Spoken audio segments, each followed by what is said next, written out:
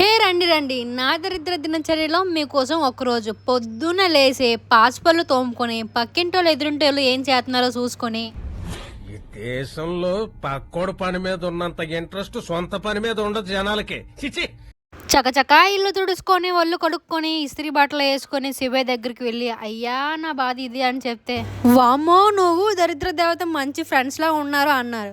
పోనీ నా లెక్కైనా చక్కగా ఉందయ్యా అంటే నువ్వు తిక్క పనులు చేయకు నీ లెక్క చక్కగానే ఉంటుందిలే అని అన్నారు. సరే అయ్యా వెళ్ళొస్తానని చెప్పేసి ఇంటికి వచ్చి టిఫిన్ నాకేసి ఏంటో మరి ఆ చట్నీ నాకితే కిక్కే వేరబ్బా అబ్బబ్బా. ఇంట్లో నన్ను ఆరేయకుండా ఉండాలంటే కనీసం నేను బట్టలైనా ఆరేయాలి. ఇది రియలైజేషన్.